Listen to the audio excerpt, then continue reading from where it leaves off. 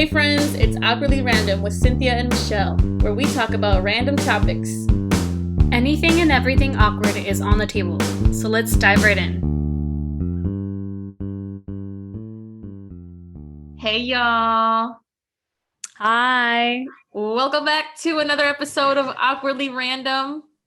With Cinthya and Michelle and guests. And another guest. Woo!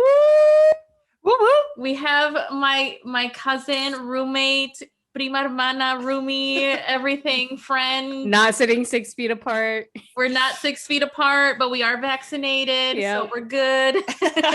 We also are still roommates. Yes. Yeah. But yeah, we want to welcome you back, Rebe, for the third time. Yeah. This is number 3. Thanks for having me. Hey, everybody. We love having you here with us. Yeah, we do. It's the best. The last time you were here was probably months ago, like before we moved. Oh, yeah. We were at the old apartment on Whipple. Yeah. And we talked about personality and love language, right? Yeah. We took the quiz. Mm-hmm. Was that the first one or the... I feel like we did. I did. Or was that the first one? That was the first one. The second one was about roommates. Yeah. That's right. That's right. Yeah. Roommates. Wow. Both good conversations, though. Yeah. So we're just very excited to have you back. Yeah. Happy to be here. Happy Saturday, everybody. It's Saturday morning, 11 a.m. our time. Well, actually, for you, Michelle, it's afternoon. You're an hour ahead. It's 12, yeah. Yeah. So good morning, good afternoon, y'all.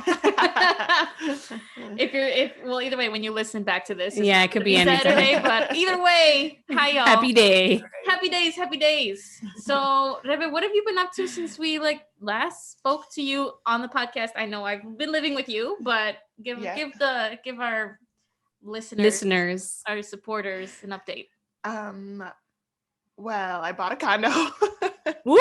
That's huge.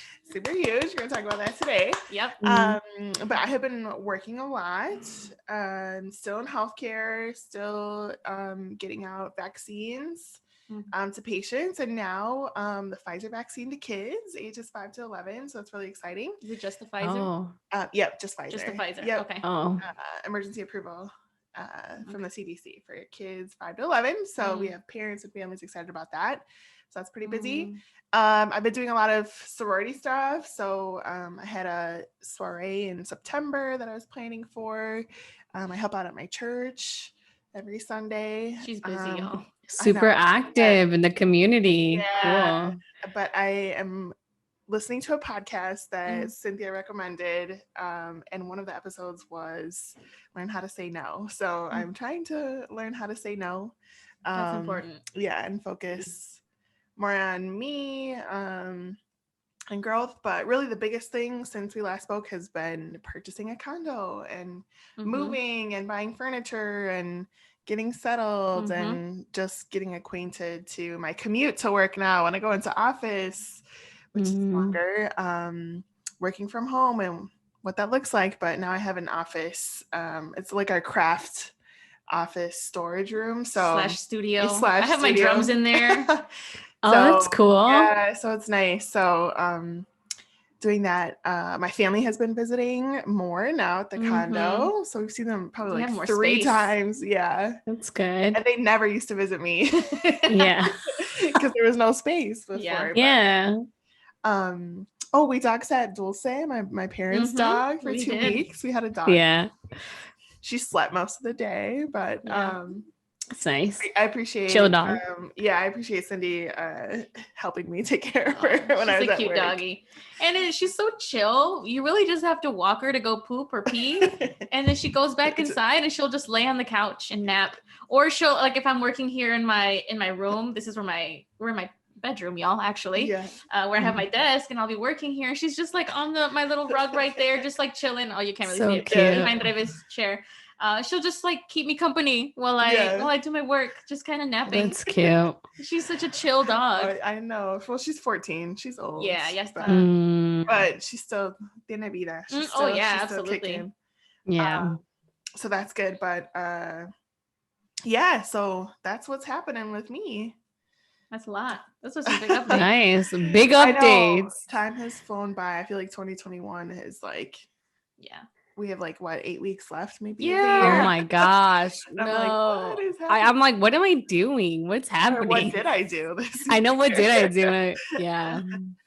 Yeah. Lots of questions I feel like I have about life. For real. Well, it's like 2020 like was like a blurb. Like it was just ruined. Like it was an awful year. And then 2021, everyone was so excited for it. And then you blink and it's like gone in 8 weeks from now today. So but lots of achievements, lots of things. So lots of good things to celebrate and highlight. Yeah, this year recovering from 2020. So yeah, for sure. Our main topic for today is going to be talking about home ownership. And I'll give you the 411. Yeah, share with us your experience and any advice. Yeah, tips. Yeah, but before that, we like to start with an awkwardly random question. Okay. It has literally nothing to do with the conversation. It's just random and doesn't fit anywhere, which is why it's awkwardly random. Which I feel like suits us very well because I feel like we are awkwardly random people sometimes. So the question is, oftentimes, well, I am at least. Okay, what makes you like a song, Rebe? Do you like? Is it the melody that attracts you first, the lyrics? Is it something else? What is it about a certain song that you vibe with?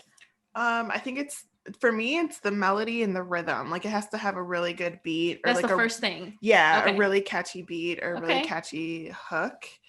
And that gets my attention. I think I'm definitely vibing more with the reggaeton. Yeah, you do. I know, I love me some reggaeton, but like that's good stuff. Yeah, good stuff. Good stuff. Good hooks. My favorite song right now is Loquita by Rauw Alejandro and Rake. Like to me, that beat is just like so Loquita. catchy. Is it new? Yeah. I need to check it out. This season. But it has a good. But see, that one has a good melody and rhythm, but it also has catchy lyrics, like in Spanish. And if y'all look it up, but I'm just like playing it in my head right now and like I'm vibing with it. It's got to be the melody or rhythm. But I am not like I'm not really picky. But I like what I like. Drake's new album is good. Drake. Rauw Alejandro is like a big thing right now. He's huge right now. Yeah, he's so huge. Obviously, Bad Bunny. Good stuff. But like, a good cumbia song or a good merengue song, banda even. I have a very eclectic palette. You do. I actually do like some country. That when you're like turned or whatever and like but like I don't listen to that. Yeah. You know what song immediately popped into my head when you're turned? I feel like in college people always listen to that window down and that country song. No. Oh, sing it again, Michelle. Window down, please. Florida Georgia Line. I know by baby, turn the radio down, turn the window down. It was and Cruise. It is Florida Georgia Line. And I have no idea, but it just makes because it's like a fusion, right, of like country and like and country. That just made me think of that. Yeah, but like the beats, the melody. But that kind of country, I guess. But I'm a reggaeton and hip hop girl, and then Latin music for sure. Yeah, you love to dance too, right? Yeah. Don't tell anybody, Michelle. And she's good. She's good. Yeah, you're good. I mean, I've seen your snaps, so I'm just, or you like your Instagram stories. I'm like, you're good. You can dance. Yeah. She's had to teach runs in the fam. She's had to teach me how to loosen up a little bit because I'm very stiff when I dance. Yeah. Oh, really? But, so like that's why I think I like hip hop and stuff because it's very like you pop and you're gonna be the Tina and I do a lot of like from Bob's Burgers. I move a lot of my shoulders and stuff and my arms, and I have a hard time with my hips. So she's like giving me some tips. But wait, Mish, what about you? What do you like what do you listen to first, or what catches your ears first when you listen to a song? I feel like it's similar to Rebe, like the beat or like the rhythm or the melody. Because I'm like, yeah, this sounds good. And because I'm not very good at with lyrics. Like if you, I'm not very good at memorizing lyrics. I sometimes make shit up sometimes too. If I just like think that's what it sounds like. So for me, it's definitely like melody or rhythm or beat that like catches my whatever I'm hearing. But I'm not too picky either. And I'm pretty open to like a lot of ranges or genres of music. Yeah, I feel like we're all pretty similar with that. Because I'm the same way, beat. And I love a good drum beat with the guitar paired together. It's great. I think I like rock a lot. I listen to a lot of Spanish rock and rock in English too, but a lot of just indie alternative rock, that kind of stuff. Because I like the drums with the guitar.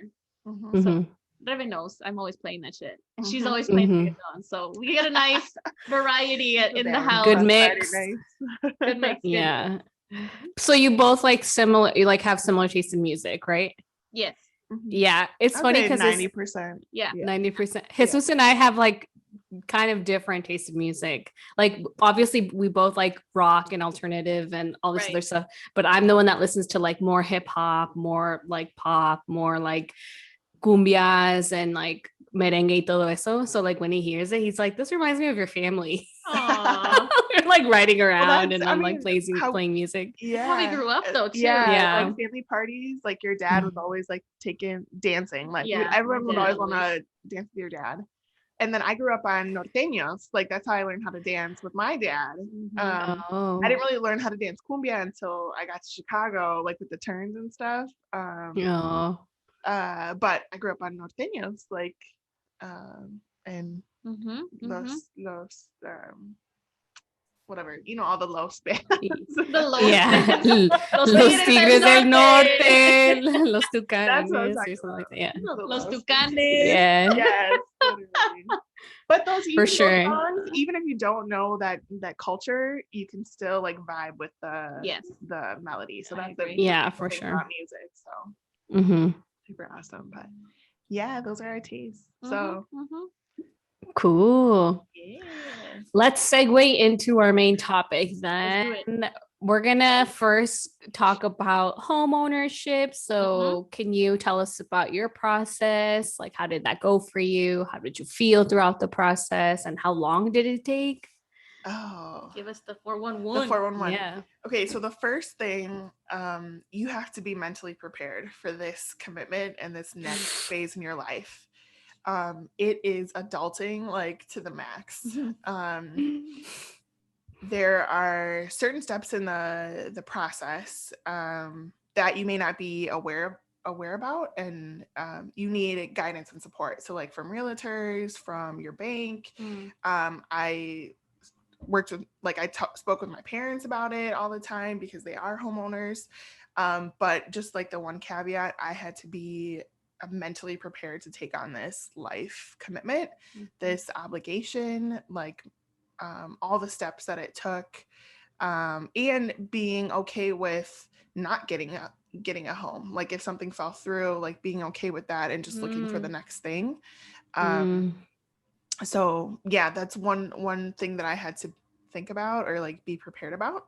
Because I had been, before COVID hit, I had been considering purchasing a home that year, but it was uncertain with literally right when COVID hit. Around that time, I was like looking for a home.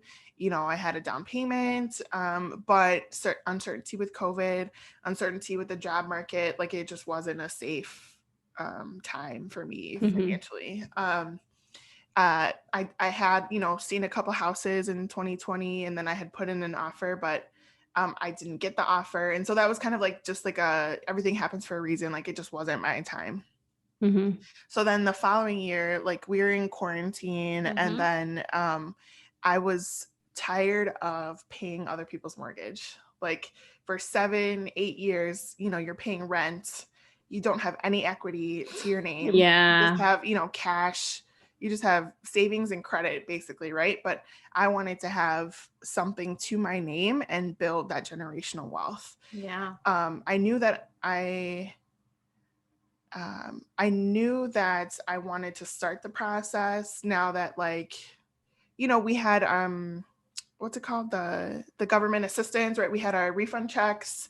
Mm-hmm. You know, that was separate or put towards savings too, but just being prepared. And I had been like doing research and connecting, and you have to connect with people as far as that have purchased homes previously, or with word of mouth with realtors too. So my realtor was my sorority sister, and she had from a different school, but I met her here in Chicago more officially. And she was the realtor for one of my best friends here in Chicago, and then a couple other sorority sisters. So it was like a great network. So I tapped into that resource and said, listen, I'm ready to make this commitment. Help me. You know, what are the processes? What are their steps? So what's really cool is she had like a guide, the homeownership process guide. She had a couple classes, so you can like take classes and stuff through your, you know, credit union or your bank, and just, you know, what is that process? But so I started looking probably end of March, early April, and I saw about 20 places at least. Of this year? Of this year, yeah. Okay. 2020, March, April. Wait, 20 places? Yeah, at least 20. She was okay. constantly Like house. Okay, I'm going to show, you know, I'm going to go see this place. Yeah. Nice. That's a lot. Yeah. Was it houses or condos, or like was it a mix of what you were seeing? No, it was condos. So Okay. I think one of your questions was, you know, why a condo versus a home. One, I'm a single woman. I don't have a partner. I think for me, the size of the space in the city, like a condo was like a first good move that could later be an investment. You know, if I decide to, you know, make this a rental property or whatever, it's an investment. And then a home, there's more like yard work and like extra maintenance, and where a condo, you can have an association that you have reserves, you pay dues, and you know, they can help with the maintenance of the building or whatever it is for a certain portion. So that was the decision. And like being in Chicago, right, it's a huge city, and so I wanted to start there. I think later down the line, maybe in 10 years, a home, or if not sooner, but this to me was like a condo was a good starting place as a first time home buyer, right? So started looking in March and April. So you have to get pre-approval with a bank or a lender as far as you know, your assets, your income, what your percentage, your interest rate is going to be for the home owner loan, you know, to get a loan essentially. Because you have down payment, and then or you know, some folks have like the cash to just like put down and buy a home, but not me. So I had, you know, a portion of cash, but you have to get pre-approved to get this loan, right? First time home buyer loan, which I have a conventional loan. So there's conventional or FHA. I'm not going to talk about them because I'm not knowledgeable in them, but look, those are two options that you can have. But conventional fixed rate, I think my percentage is like 3.6. So getting a good rate. Some people that's really good. Yeah. So I'm like thinking about my student loans and the interest rate. I'm like, shit. Well, see, that's the thing. So like student loans, they look at your debt to income ratio too. So like if you have, you know, lots of credit cards or student loans, you have to bring that down, or you have to pay at closing a portion of that. Otherwise it's going to impact your debt to income ratio. The bank is going to be like, well, what is the risk of me giving you this loan? Like, are you going to default on this loan, or are you going to pay on time and have the assets over the 30 years? Is this where the credit score really plays a really important role too? Your credit score, your savings, so how much is in your bank, your debt to income ratio, any other so many things. Debts. Any other debts, student loans, like my student loan, my debt to income ratio was higher because of my student loans, because they calculated that as debt that even though it was in deferment right now, or forbearance. Yeah, forbearance. Thank you. They still count that as like future, you know, X amount of dollars that you're going to have to pay for student loans. And I have obviously 2 degrees, so it's a little bit harder that way. But you have to be, like I was saying, you have to be financially prepared to make this commitment. And you do have to have, you know, a down payment.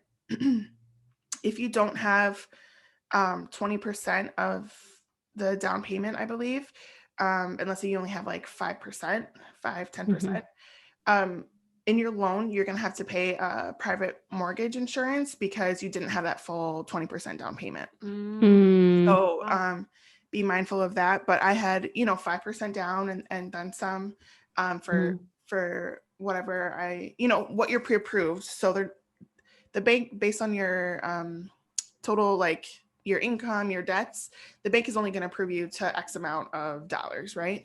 So my budget was no more than 250,000, let's say. And so they approved me at maybe 235,000. Like that's the max that I could go, that they would give me the loan. The loan. Oh, okay. So, think about that. So then you had to cover the rest of that.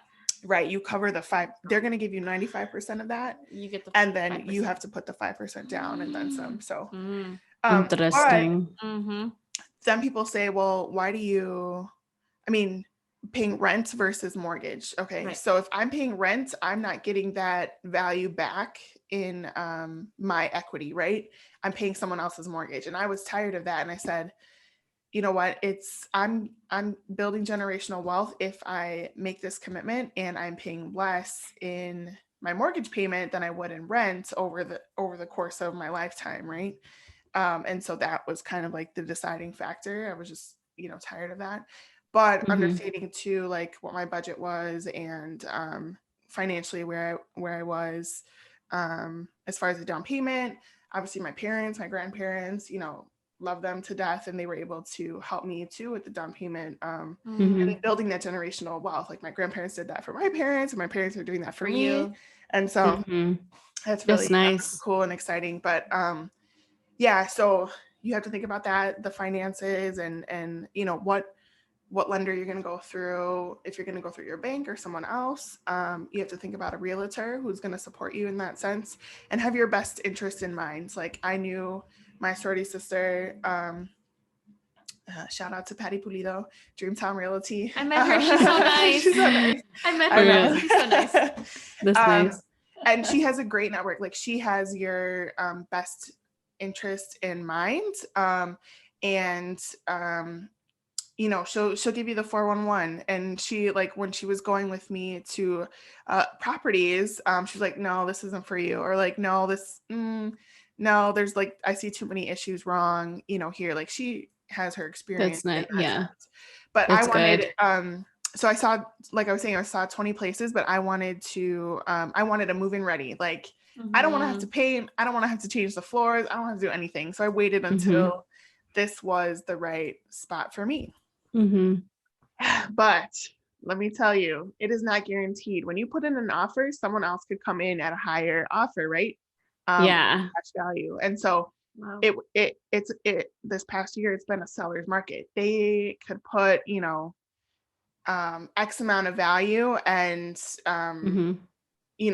the highest bid, right, goes and gets that house. But you knew that going into it, right? I mean, like, you had that. It's risk. Like you don't know you're gonna get it, right. And then my heart was set on another place in Oak Park, but it didn't have central AC. And I was like, I'm not sacrificing that. Like I had a horrible experience my first year in Chicago, like no AC. And I was like, absolutely not.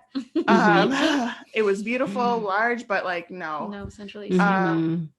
And so I actually, in this area, by the Harlem and Irving Park area here in Chicago, I saw another unit in the next building over that looked like this, but it wasn't as remodeled as my current, this unit is. So I have like blue walls, white, you can see the white here, dark floors, wood floors, beautiful windows. We don't have to do like any light or anything.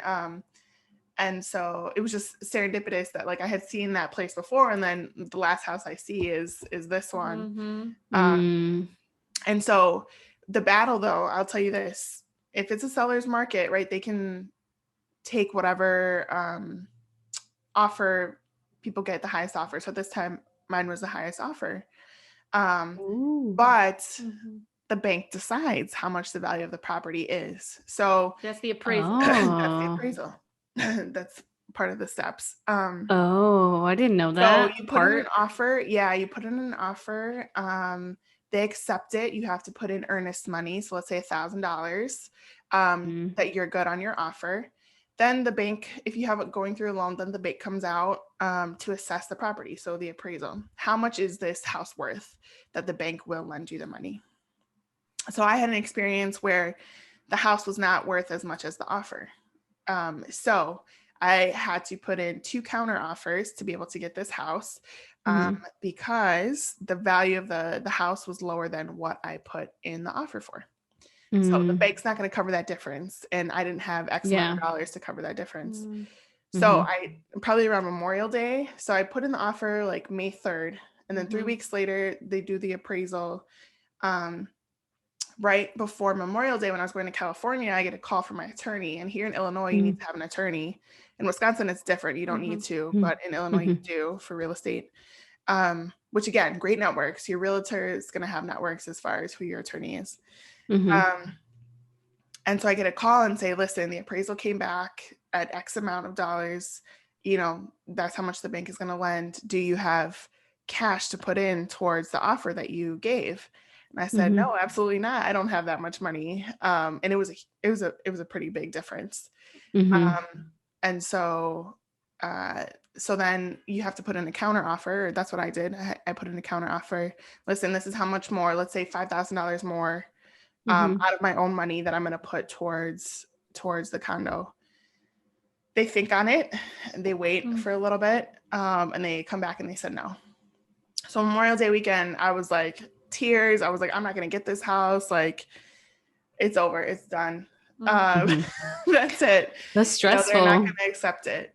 And then like 2 weeks later, they come back and say, what else can you do? Wow. They wanted a second counter offer. So I'm calling my parents crying, like, can you help me? Like, I really want this place. Like, please, please, please help. And thank God for my parents. Oh my God. Love you guys. They came back and were able to help. Like, my savings were depleted because I'm putting this towards my cash savings, right? Yeah. Your assets are changing from cash to equity. So, which is like physical property, right? So here's the thing, that appraisal price on a property is going to stick with the house for at least 6 months. So even if they try to put it back on the market and like reject my offer, the value of the house is like tied with them now. They can't put it at whatever they put. It was like $20,000 higher than what the house was valued at. Wow. So that's, so that's difference. like a $20,000 difference. Like if someone else comes with an offer, you know, it's going to be a battle. So like that appraisal price is going to stick with them. So they would have had a hard time selling it again. And I was already like 45 days into the process. Well, almost 30. So like, it didn't make sense for them to back out. So anywho, it was a long process. And there was definitely tears. You're not guaranteed that you're going to get the house. But if you want it and you have the resources and make it happen, you just have to be prepared financially to do that and go to the next step. So I put an offer on the 3rd, counter offered twice between Memorial Day and like the middle of June. And then I closed June 30th. So it was like my 30th birthday present to myself. Yeah. 30 that month. On the 12th. And then I closed on the 30th. So by the time my birthday came around, I had gotten the house after the second counter offer. So, but you manifested that shit, Rebe. Like I literally did. I took a picture of my vision board, and it was home was on there. And so that was a present to myself. 2 weeks after your 30th. Yeah, is when she closed. And then we moved, and then we started moving. July I followed 4th. Her. She's now my landlord. She wrote me a lease. So then we moved like July 4th weekend, but now having something of my own that I can, you know, bring family with me, you know, we're family, but we have a business arrangement, I guess, landlord, tenant. Landlord, tenant. But it's for safety and, Right. But yeah, this house is beautiful. It's a 3-bedroom, 2-bath, remodeled condo, 2nd floor unit. 2 balconies. 2 balconies. Wow, that's cool. 2 balconies. It that's is on really a nice street, so that's probably why the value of the house was down. But we have everything. Everything is around grocery here. stores. Yep. So we have Old Navy, Burlington. We could walk, but we lazy. The movies, Culver's, the library. I would not walk everything is either. within like Yeah. a 2-minute drive. Like Yeah, everything. literally. That is really There's great. gyms, bars, everything. And That's I really didn't great. even know that. Like buying Yeah. the house, I was like, I don't know where this is. And then I'm like, oh, everything's here. And we're Yeah. right off the expressway. Yeah. And like to get home to Madison, it's only 2 hours versus 2.5 because we don't actually have to go through the city. Yeah. To get home. Like That's good. we're at the Yeah. entrance of Chicago. So it's it's a straight shot 2 hours. You don't get hit with that traffic. Yeah. Compared to where we used to live. We were more deeper stuck. into the city. Yeah. So, Stuck. And so it's been a blessing. It's been a good 6 months, a blessing, but I'm happy that we have this space. It's so, the master bedroom, so 2 baths, so she can have her own bathroom or this room. That's cool. Nice. We don't have to share anymore. Yeah. And then we have the extra office, which is too small for a bedroom in my opinion, so that's why I made it an office. Where we can work from home. She has her drum set, storage, like we have 3 big closets. Cool. The living room is huge, big windows. We have our reading nook. Cute. And big L couch. Yeah, exactly. Nice. So it's all coming together. Yeah. It's good. It feels like home. And this is my home for the next 5 to 10 years. Yeah. Sure. Congratulations. That sounds really stressful, but It like was you so did stressful. it, Yeah, it was so stressful. And you did this as, like you said, a single woman, right? And so, like, what advice would you give? You gave some tips here and there and things to look out for and things to, like, keep in mind. What advice would you give to people who are doing this all on their own? And this was your first time trying this, right? Yeah. This is new to you. I know you said your parents are homeowners, so maybe you had some sense and some ideas and some support from them, but for those who are doing it on their own, what is like one piece of advice that you'd give to those people? I think do your research. Yeah. And lean on your network. You never know who's a realtor, who's a business guy or a mortgage lender. Like use your resources and network, and people are here to help and support you. And yeah, I mean, you just got to be ready to be committed to go through this emotional journey, this financial journey, but it is for your future. But yeah, I think definitely do your research, because some people out there don't have your best interest in mind, especially for those of us, Black and brown, folks purchasing their first home. Like there's scams out there, so it's always hard. Your research plan, don't rush into it. It took me 2 years, so that's my advice. Yeah. I really like what you said, like lean into your networks and your resources, especially people who are homeowners already, because they already know the process and they are like already know people, like your friend, sorority sister who like had your best interest in mind. I'm sure you're going to recommend her to other people, and she already has. Nice. You know what I mean? Yeah. And that's the only way. Yeah. And at my housewarming party, and so now she's her realtor, or not her realtor, but her friend's realtor. One of our friends who you know. Oh, okay, nice. Yeah, I really like that you said to lean into your network, because I mean, you never know who to trust, especially if this is your first time doing it. So definitely reach out to people who have done it and to connect you with those people, because it is a big step in terms of financially, and just like it's a lot of money and time, and so it can be scary. So I think that's a really good tip, and you'll definitely hear from me if I ever want to buy a home. Yeah, and obviously the markets are different in different parts of the for sure. Or like the cost of living too, right? So like, and the process, yeah. So the price that I paid here could buy me a different type of house in Wisconsin, for example. So you have to, you do that. But to consider. I mean, we talk in Chicago like $500,000 properties, $1 million properties. I'm like, I was looking at a $4.5 million property here in New York, and I was like, nah, it's not gonna happen. No, I know. No. We be living off ramen. What does even $1 million look like? You know, I know, I right? can't even like fathom having that much in my bank or anything. Anyway, I know, same. so speaking of Chicago, Rebe, you've been here for 6 years? Yeah, it's gonna be 7. So you, similar to me, we both moved here for school, right? You came here for your master's. I also came here for my master's. I didn't know what was going to happen after my 2-year program. I didn't know if I was going to stay. I didn't know if this is where I wanted to settle down. But over time, I grew to really love Chicago. And I think you played a really big role in my love for the city, because I had you to help me like navigate. It was a hard thing to do for me, especially moving away from family. And it's like, you know, it's a big deal and it's a big city and it was overwhelming, but you know, I had you from the beginning, which was super, I'm eternally grateful for that. But why did you choose Chicago? Like out of all places, right? Why Chicago to move here? And then also why Chicago to become a homeowner, to start settling down here? Oh, loaded questions.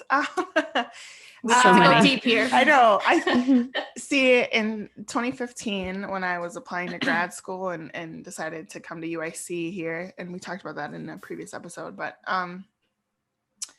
I didn't know what I was going to do, I think, in 5 years after the program. But I was coming to Chicago because, one, it's still Midwest. I could still travel to see my parents. That was a big one for me. Yeah, that was a factor right there. New York, overwhelming, Michelle. I don't know how you do it, but absolutely not. I'm a Midwest bred, born and bred chica. So, these are my roots in the Midwest for sure. So you could never see yourself on either coast? Not New York. Okay. Not the East Coast, I don't think. Maybe the West Coast, but again, it really depends on where my parents end up. Sure. Like, where my parents, my brother, we're all in the Midwest. Yeah, family is a core thing, and maybe that's just our culture. But if and when I want my kids to be able to see my grandparents, that we have, or not my grandparents, excuse me, their grandparents, which would be my parents. My brother, his family, if and when down the line, but I still that network, that rooted be close. Family. Be close. Right. But thinking about going to grad school, it was just the opportunity. Chicago, still Midwest. I was scared shitless. Like, I didn't know how to ride the train. None of that. So, and I was here by myself. I had no family. So I just had my network, is what I'm telling you, my sorority sisters, from Wisconsin, that were originally from Chicago here. Thank you, Jesus, that they were here, but that's how I got involved. But at that point in grad school, this was another opportunity for me. Like, I still had my Wisconsin ID, still in school. So I was tied between two places. Yeah. But once I graduated and I got a job here, then it's like, okay, this is where you start thinking about, this is where I'm going to be, where this job is, this next opportunity. And in the healthcare field, Chicago was a great market for job opportunities in healthcare here. Like, we just have a large health system that there's opportunities regardless. If I stay with my current company or if I go somewhere else, Chicago has opportunity. Or even now remote work too, right? But I know the Chicago market. I know the places. I know, how it works in Illinois. So I think that's why I would stay here. And then, I just saw myself here, still in the Midwest, still able to see family. They could come here. Now a house, you pay your Illinois taxes, have your Illinois ID, your car is registered here. So it's just settling down and roots. But back then, I don't think I knew that I was going to be here for a long time, but the job led me here. The path led me here. And now, Wisconsin will be my childhood home, my birthplace. And maybe in 10 years, I move back and purchase a home there with lots of green grass, because here in Chicago, we don't have that. Terreno. Yeah. Build a house. I don't know. You kind of have to plan in 5 phases, but I think 5-year plan, got the house, and then, okay, the next 5 year, what is the next step? Like a different job or a family, kind of planning it that way. But I'm a firm believer in everything happens for a reason. And I believe in a higher power, spirituality. And so like, for me, God will put me in the place where I need to be. It's not going to be easy, right? There's going to be trials, tribulations, and, bad days, but like, this is like my home now. So yeah. I know you mentioned your family being super close to them, especially like your parents and your brother. How did they like, what did they think about when you were like, hey, I'm thinking about going to grad school in Chicago. And then after, graduating, you're like, oh, I got a job here. Stay. Like, yeah, you're going to stay. Like, did they expect you to go back, or like, how was just that conversation with them, and how, cause I know you said like, maybe in the future you may go back to Wisconsin. So like, is that still like a thought that they may have for you to go back? Like, just how is that? Cause I feel like in general, it's hard for a lot of us, especially like in Mexican culture, to, branch out and like go somewhere for like yourself and like your career and all these other things. So I know some people may be struggling with that. So if you could just speak on it, how it was with your family and like all of that. Yeah. Well, to speak to your point, Michelle, I think the Mexican culture in particular for us, right? You feel this sense of guilt. Like, I'm the oldest child, and I think we both are. But we feel the sense of guilt that, okay, we're leaving our siblings behind, or we're leaving our parents behind to pursue these other opportunities. And so this I don't know, this guilt. I just, are my parents going to be okay? Is my brother going to be okay? But I think, and as cliche as this is, but the American dream, like, that's why my dad came here, is to build a future for himself, and then his kids, su mayor orgullo, what did they say in Spanish? Mayor orgullo. Greatest, your greatest, pride and joy. And he gets real sentimental about that. But like, I think I was living with my parents at that time before I applied to grad school. I took a gap year and I did 5 years of undergrad. So they were probably ready to see me go. But my mom like pushed me, like, you need to apply to grad school. Like, what is it that you're going to do with your degree, or what is it that you're going to do? And so if she hadn't pushed me, I wouldn't have been here. They were excited for me. My dad used to live in Chicago at, South Side, at one point in time in his life. Oh, really? Oh, cool. Our families, our uncles, they went from LA to Chicago to Madison. So nice. But obviously for jobs, right? And so same thing here for us. Like, it's for opportunities that we come and work, or like go to school and go to work. Like, our parents wanted us to go to school, get an education. That's something that we didn't have, particularly in Mexico, at least our family. And so I think it's a sense of pride that, they're sending us off. But we feel a sense of guilt too, that we're leaving them behind, and getting an education and going forward. But they are always there to support. Again, it's being close by. That's the key thing, where it's been able to be successful, I think, for me and my relationship with my family. Thank God for technology during quarantine. Like, we didn't see them for almost a year. And we have FaceTime, we have Skype, email, texting, that's something that when my grandparents, my living grandparents were young, they had to write letters. Like, you couldn't see your family. If you got married, you moved away. And so things like that, I think, are I'm thankful for, to still build that connection. But I think they are proud of how far I've come, and they will always be there, regardless. For sure. Wait, how did your brother, what did Martine say? Yeah. Was he like, okay, cool? Like, yeah, he's like, all right, I'll go visit you. Yeah, I think he's actually come visit me. Chicago this weekend. He's like, I'll come visit you. Yeah, come visit me. It's fine. Because Martine, just like your dad. So Martine says her brother. Yeah, we're 2 years apart. Sorry, I hope Martine's okay with me saying his name. I just said it 5 times. But Martine. Well, he and I grew up actually closer to Martine than you. Yeah. I think part of it was because Martine and I are the same age. And we also played soccer together. So we were like on the Magic Sky Chiefs. Do you remember? With the blue. Yeah. But my dad was the coach. And your dad coached us. Cute. I remember always, and he's always been this way, such a sentimental guy. Like, o sea, es bien así, tough and everything and whatnot, but at the same time, he's like a giant teddy bear. Yep. And he's That's so always nice. been, he was in People Program, Michelle. Oh, and okay. he was always Do I very know him? protective. No, right? I don't Okay. think so. I don't Okay. think so. But he's always very protective of me. Like, no, that's my cousin, man. You know, like así. I remember him saying that one time. Like somebody was Don't saying mess with something to me. It's my cousin, man. And así lo dijo. I was like, no, that's my cousin, man. You know, like not her. Don't mess with her. Yeah. So I mean, like it was so nice. nice. I had that Yeah. with him too growing up. But I'm just, and I know that y'all were close also, and it was just you two, right? You didn't have any other siblings. It's just you and him.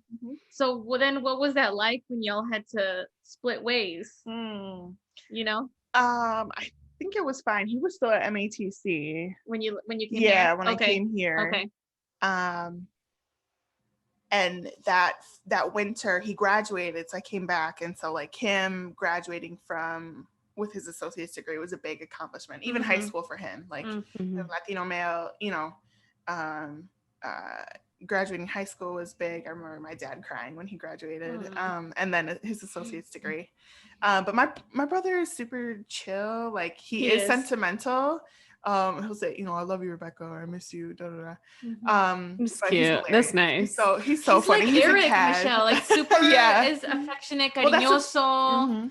Well, that's the Covarrubias fan. Yeah. That Martine, Nice. Eric was like a mini me of Martine, at least in appearance, Aww. right? You know, fair. Oh, really? That's yes. Right, If you look at two pictures of Eric as a kid and Martine as a kid, you'd confuse them. Yeah. Oh, wow. Yeah. But no, I think my brother adapted well. He had his own stuff to worry about. You know, him growing up. You know, men don't develop until they're 25. Really, let's be honest. You know, their frontal. What is that? Frontal lobe. Yep. What is that lobe? Where is that frontal? They don't develop until they're like 25, so and 28. So you know he's kind of getting into his pathway. But I think our relationship is as siblings still close. I mean, I don't talk to him every day. Well, actually on Snapchat, yeah, like talk to him every day. But then we just have a fun bond, and I'll see him, you know, when I go back. Like last weekend I was back home in Wisconsin. But you know, you stay there for the weekend, and then I'm like, yeah, I'm ready to come back to my house. Like this is my house. Like yeah, I can't live here no more. I can't be around, you know, everybody. But it's good. I think my grandparents had a harder time with me leaving because they are from small town Wisconsin, you know, small community, and coming to Chicago, like that's like a otro mundo, you know, that's like a whole metropolitan, you know, crazy world to them. Too busy. They would have you coming here, but it was harder for them. I think they selfishly wanted me to have a house in Wisconsin. And so when I stopped looking in 2020, they're like, you know what if you thought about coming to Wisconsin? And I felt guilty in that sense too, because they had given me a gift for the house. But my mom's like, think about it like this. They, you know, for themselves, you know, they want you to be close. But it's really for you. It's your opportunity. We support you with, you know, wherever you go. But that's kind of even like the Mexican culture and the German culture, you know, we're close in families in that sense. But, you know, my grandparents they were born in the 30s. So, you know, all this change, all this technology and bigger cities like that change is hard for them too. So I think they probably had a harder time than my parents did. So do you think it got easier for them as time went on and they saw you, you know, go through school and then settle down here and get your house, you know? Has that been easier for them to process? Yeah, they came for my graduate program graduation in 2017. I think that's the last time my grandma was here. But my grandpa helped move to Whipple when we were at Whipple. Yeah. And that was the last time, but my grandpa loves Mexican food, so we did gotta go back. Yeah, you need to in Chicago. Yeah. they have not been back to see this place, but I send them videos. It's like using technology to get there. I don't know if they would come to visit. My mom's sister, my aunt came a couple weeks ago to see, and so oh, nice. Everyone's proud. I'll see them for Thanksgiving and Christmas. Yeah. But I'm not ready to host the holidays yet, y'all. So sorry. Ooh, we're gonna wait another year until I host the holidays. That sounds fun. But I think moving away for anyone is hard. Based on, I think you all talked about like a family episode previously, right? Your family is what you make it. Who you choose. They don't necessarily have to be blood, but like here, I have my circle of people. Blood or not, I mean, you're my blood, you're my people. Then I have 2 other best friends here, and then I have a best friend in Vegas. So like it's and then friends in Wisconsin too. So like connection and just being able to reunite. But I think moving away is challenging for people, but it's that opportunity, right, to grow, to learn more about yourself and how you adapt in certain situations, and how much time you're investing in yourself, and growing in that sense. But it can be scary. Some days are scary, don't get us wrong. Some days we feel lonely, but it's tapping into those networks, those resources, trusting yourself and your decision that you've made to move away. And if it doesn't work out, you move back. There's your family's going to be there, either chosen or blood, and they will be that support network for you. So that's really great. I think that's really good advice. Yeah. And the fact, and also you can move away and still chase these opportunities, but still come back. But then also like you stay in touch with your family, you know what I mean? And I think that's what makes it work too. Like showing them like, yes, I'm taking this opportunity, but at the same time, like I care about you. I want to be there for you. And you reach out to them, we have conversations, they come visit you, you come visit them. So I think it's definitely like, not only helps you, but also your family in terms of like experiencing different places, different foods, and all these other things. So definitely agree with that. For sure. I feel like I've grown. Like, I feel like if I would have stayed in Madison, it's just a different, I don't know. It's hard to explain, but I've grown so much in Chicago. And I've learned so much about myself, and I've accepted a lot of things about myself that I probably wouldn't have if I stayed. And not to bash on Madison, but like I think listen to a podcast called We Can Do Hard Things, and they talk about like things are hard. Like there's a lot of things in life that are really hard, right? Saying no, moving away, leaving family and whatnot. But then it's like, well, choose what's the right kind of hard for you, right? Because it's gonna be hard no matter what. Yeah. But you choose what this was probably the right hard thing for you to do, to move to Chicago, to pursue this degree, get a job, and then get your condo. Like this is the right kind of hard, the right hard thing to do. So I thought that a lot. Like it's been really difficult being away from family, and especially during the pandemic, you and I were like, but we had each other. Thank goodness. Damn. I know. It was hard, and we are privileged in that, right? Not a lot of people. Absolutely. We had it relatively well. Thank goodness we didn't get sick. Not that we know of, right? We could have been symptomless, but like we had a roof over our heads, we had food, we had each other, we had a job, right? We still had work, but so that's also another thing too. I'm losing my train of thought, but I'm just thinking, reflecting as you're talking, like how much I feel like I've grown. And I can see it in you too as well. Like Michelle, you moving to New York, even farther away. We're only a 2-hour drive. You're a whole flight away. I know. And you're very 2-hour very flight. Family. You're very family centered and very family oriented. So, and I know, and I've talked to you about this, and you've shared your experience and your thoughts and your feelings about how hard it's been. It has. But do you feel like it has been the right hard thing for you to do? Definitely. I definitely do. I don't know. I mean, I haven't lived with my mom since 18 when I went to college. So I'm from Milwaukee. So I went to Madison. So I had to move to Madison. And that was really good because it was close. It's like an hour and a half drive. So that gave me a little taste of like independence and like what I want to do. And then I moved to Minnesota for law school, which was also not that bad because still in the Midwest. And then just moving to New York, it's just very different. But I really like it. I think it helps me grow as a person. And I really like the work that I'm doing. I think there's so much like badass attorneys here, and like the work that they're doing, the like grassroots community organizing that they do here is like really like amazing. And just being able to like learn and like be in this space is really, I think, a privilege and also really cool for me to do. But I also realized that being here, I don't want to live here for the rest of my life, like in New York City. Like I love it here. It's amazing, but I know it's temporary, maybe like for a few more years to like get more experience and like just live more experience here in the New York City, especially because with the pandemic, I still am kind of slowly easing into doing things. So I want to experience it more like post pandemic, if that ever is a thing. So I don't know if that ever is, but I just want to be here for a few more years, but that I definitely know I'm going to not stay here forever. But I definitely think that it's a good experience. It definitely is hard, but like Rebeca said, and how you said, you have to trust yourself that like this is the best decision for you at this time.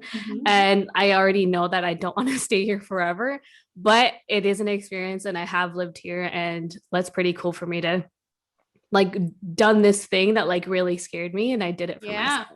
And also having the support of like you and like my family and other people who have like have been there for me when it has been hard, like really means a lot too.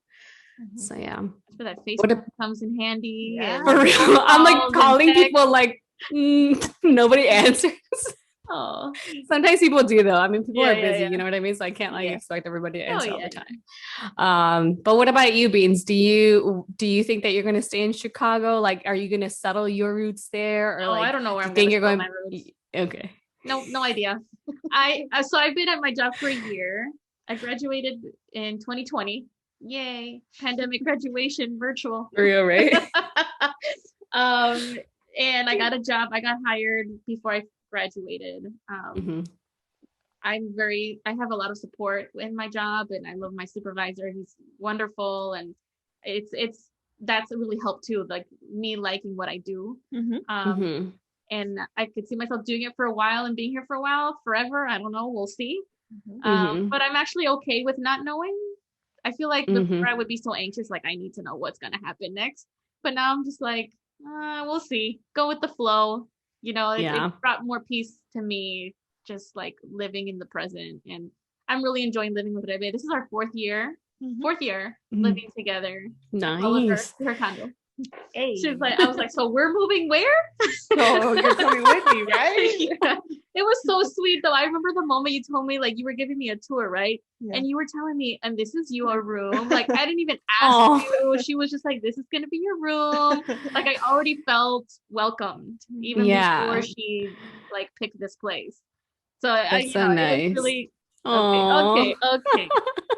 Anyway, y'all definitely like primas hermanas for sure. Like that's so sweet to see, and that you have each other's back, and that like Rebeca like really like helped you while you were moving there, and like really developing that relationship and bond. It's really beautiful to see. I think your mom would have my neck if I did it. Take care of my daughter. Dude, for real. Dude, for real. Her mom would come after me. No. Just kidding. I'm like, no. But yeah, no, it's been really, really, really good. And I know you said you kind of plan kind of in phases, but I guess like, you said you'll probably be here for like at least 5 to 10 years. But right now, what's your priority? I know you're settling in. You got your living room is not. You got you ordered your furniture. You're settled in. You have your job. Is there a next step? If so, what is it, or what are you focusing on right now? Or just like living life, just doing you. You know what? This is a great question for a vision board for 2022. Let's all make vision boards, y'all. Can we make like a video of making vision boards together? Let's vlog it. Can we do that? I would really want I've never made a vision board. I really want to do it. I've seen videos of it, but I'm just like, I've never done it and I'm down to do it. So if we ever want to do it together and record it, let's do it. Okay, reserved. Next podcast. Yep. I think that's a good thing. Like vision boards is good. I mean, you could do, half-ass it or whatever, but like the last vision board I did, I got a house. I made it happen. So, the vision board before that, I was working on my health. And so I got that, losing weight. And then now, it was 2018, 2019, then now 2020, 21, like getting a house. And so then now it's like, I think what I want or to manifest is a partner, a relationship. I think I'm tired of being lonely. And just, find a best friend in that partner, someone to love and share life with. But, it's hard out here for us single women, man. But yeah, I think that's the next thing, like, and I think we talked about it in my past episodes, but like relationships and what that means and what you want. But in order to do that, I do recognize like you have to love yourself. Like you have to love yourself before you can love anybody else. And so like getting in that right headspace too, it's a commitment. Same thing as like a house, like anything adulting is a commitment, and you have to be ready for that. And so the question is like, do I want to continue to be selfish, or do I want to, find my person? Which I do want to find my person. Well, I think you should be selfish. Yeah, to be right. able to I think find you your can't person. settle. Like, for sure. Yeah, I don't want to settle. But I think it's like myself, my degree, my career, my house, now my relationship. If and when manifest it, right? You have to manifest it. But people tell me like it'll happen when it happens, right? When you least expect it. So then I'm like, okay, well then I'm not gonna manifest it because explain. I mean, you can manifest it, but not like force it. Yeah. Yeah. I have a hard time of forcing things. So if it's meant to be, it's meant to be. But I think definitely relationship, and then career wise, do I want to stay with my organization currently, or like what is my next career path? Because I think the pandemic has been really hard in the field that I'm in operations specifically for healthcare. But what do I want to do in the next 5 to 10 years? Like, do I want to grow in my position, or do I want to grow elsewhere? I've been contemplating that a lot. So I think we do have to manifest it. We have to write it down. But yeah, I think career and personal life is things I'm actively working on right now for the future. So we could do a 5-year plan. We could do planning for 5 years. We could do vision boarding. Let's do it. I feel like you get me in like a really good mood where I'm like, I need to get my shit together, man. In a good way though. You know what I mean? Like, I feel like, I don't know. I love having these type of conversations and like hearing from you who like, I feel like you give really good advice. I think you really reflect on your experiences, and like, you kind of know, like, beans, me. And like, I feel like a lot of us are in this similar space or place.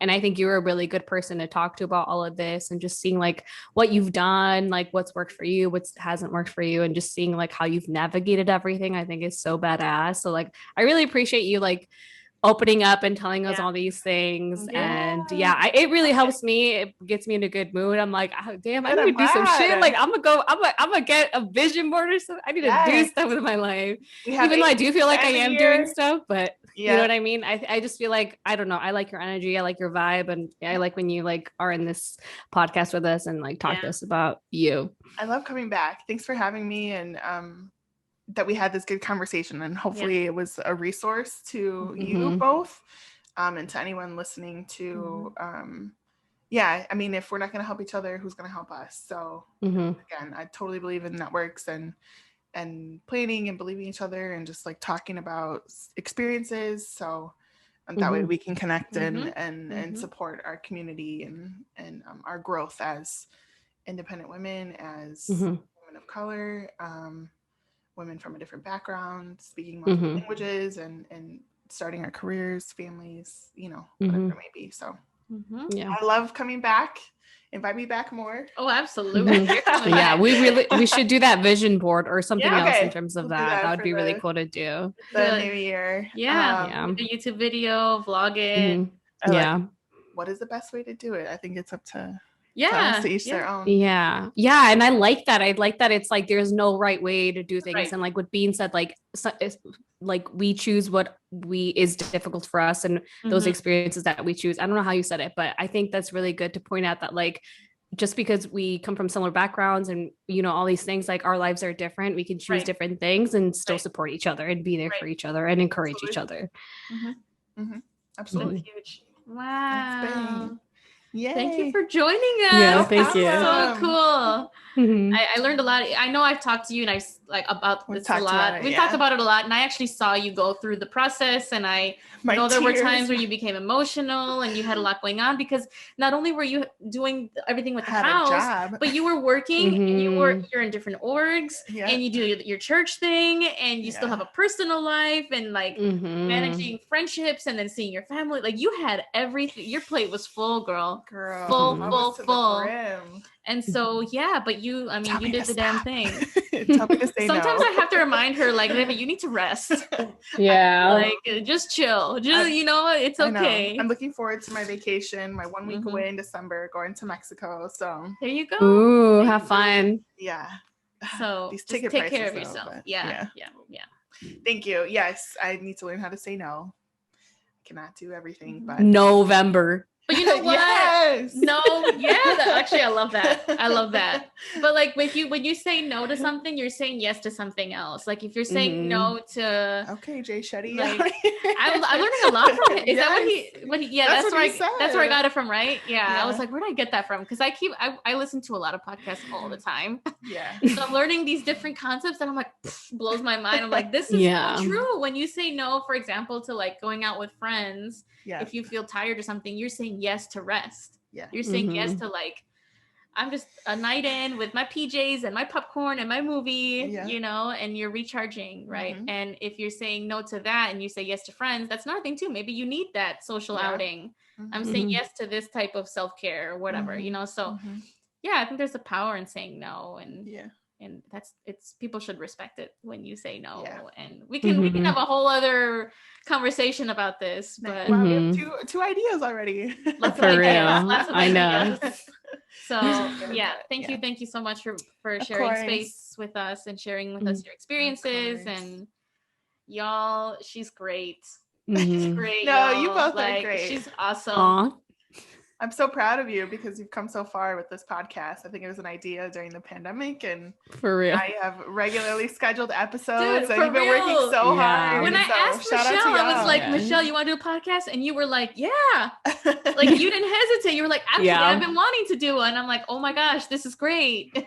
And you were actually with us when I was FaceTiming her. When we first creating the jingle. Yes, I was like, I'll be executive producer. Yeah. I was like, no, I don't like that jingle. No. Actually, that's how we landed. Yeah. You gave me tips on how to cut it and edit it, and you were like, no, that's too long, or no, we don't need that whole extra section. I was being extra with this jingle. Yeah.